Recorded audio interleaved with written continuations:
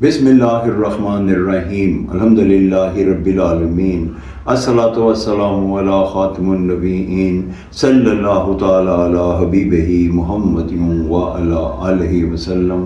السلام علیکم ورحمۃ اللہ وبرکاتہ۔ میرے ناظرین و سامعین، میری آج کی حدیث صحیح بخاری 1062 نمبر۔ دو جہانوں کے سردار سرور ذیشان محبوب رحمان عز و جل، آمنہ کے لال ابو القاسم حضرت محمد صلی اللہ علیہ وآلہ وسلم بعض اوقات اتنی زیادہ عبادت کیا کرتے تھے کہ آپ کے پاؤں میں ورم آ جاتا تھا۔ تو جب آپ سے عرض کیا گیا یا رسول اللہ، آپ کو اتنی زیادہ مشقت کرنے کی کیا ضرورت ہے؟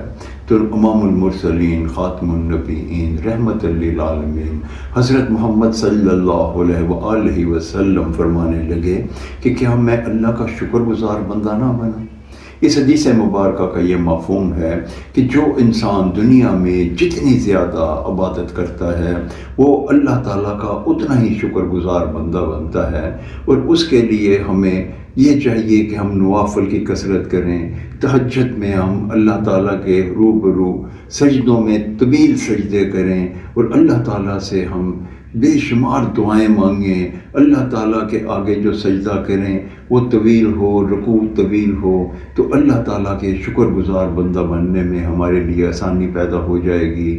اللہ تعالیٰ ہم سب کو اپنا شکر گزار بندہ بنائے، تاکہ روز محشر بھی اور دنیا میں بھی سربلندی ملے گی، اور روز محشر میں جنت میں اعلیٰ مقام ملے گا۔